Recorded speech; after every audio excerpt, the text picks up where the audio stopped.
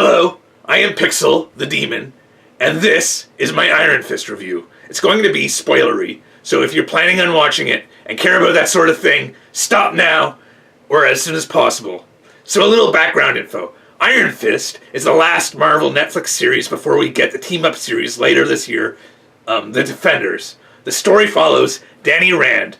When he's like 10 years old in human years, the plane that his father's company owns crashes in the Himalayas.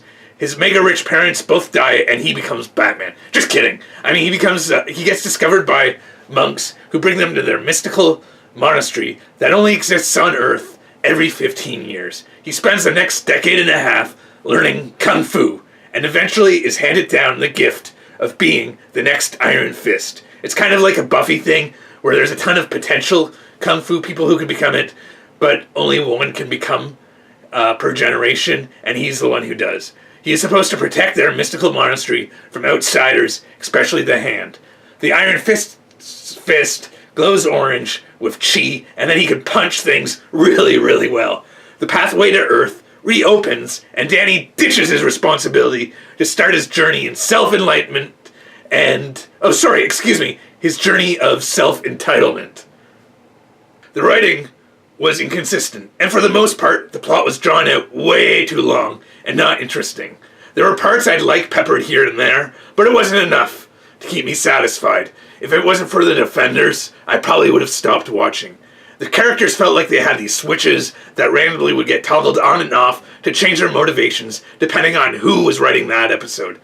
Colleen was all over the place. She was rightfully creeped out by Danny, stalking her for no good reason, and switched over to supporting him for no good reason. Her whole storyline about being a cage fighter suddenly just disappeared with not much of a mention, and for no reason at all. And it turned out she was the Hand all along? Dumb. Why would she be helping out some stranger fight an organization she's a part of? It made no sense.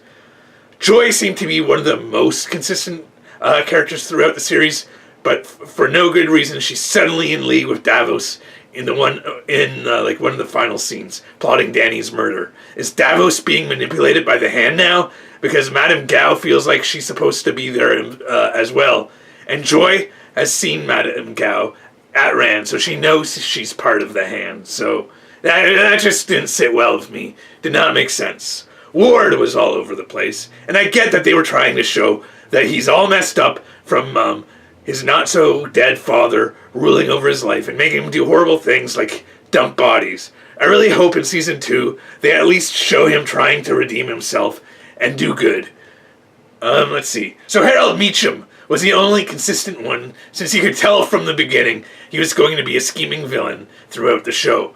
I was totally surprised when he came back from the dead again, and I kind of felt like that was a waste of the Hand's resurrection resources. Anyways, so on to Claire. Claire made no sense in this series. Why doesn't she contact Daredevil? She could have mentioned something about him being away, or trying to contact him, but him being unreachable, or any other justifiable reason for him not helping out fight the Hand. It makes no sense at all. His absence could have easily been explained in a few lines, and it would have made a world of difference in the logic of this show. She's obviously the glue that will bring all the heroes together for the Defenders. She's the Defenders' Coulson. So I can understand her importance in being in the series. She just felt shoehorned in, and didn't feel organic. I don't know a lot about the Hand, other than what's in the Daredevil series, and that the foot in the Ninja Turtles is a parody of it, but they seemed so watered down compared to Daredevil. It might have been because of the poor fight sequences, but I'll get into that more later on. When I'm watching television shows, I don't really like to judge the actors if the writing's really bad.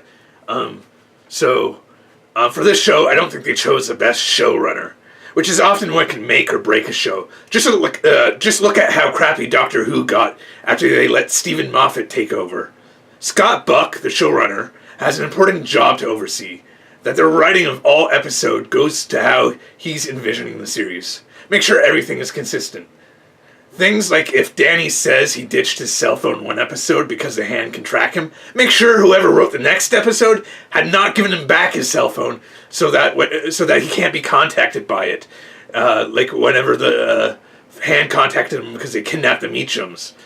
So I looked up this Scott Buck on IMDb because I didn't recognize his name, and it turns out he's written some great episodes of Dexter. But the last 3 seasons of Dexter, he was a showrunner, and that's when Dexter completely fell apart and became unwatchable. Sadly, he's set to be the showrunner for Marvel's The Inhumans, which I had been looking forward to, but not anymore. Please prove me wrong, Scott Buck. Prove me wrong. So, back to the fight scenes. The fight scenes were bad. I've seen so many people on Facebook complain about this, and I'm in the same camp.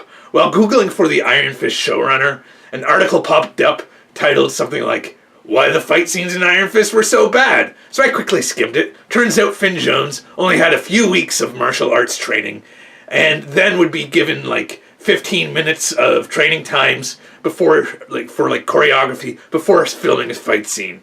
Maybe Iron Fist shouldn't have been so rushed, or they could have cast someone who actually knew martial arts.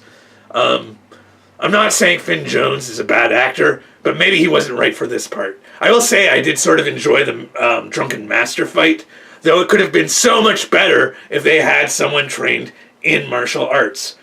Iron Fist should be making me want to jump around, punching and kicking imaginary enemies after watching an episode. I did not feel like that at all. I agree with what people have said about how it would have been great to see Danny Rand cast as an Asian. And finally, get an Asian lead in the MCU. Representation is totally important. I totally get that. It would have also avoided the whole white savior trope. I could go on and on about this, but so many people have covered this way better than I ever could. It would have also been nice if they didn't make him so stalkery.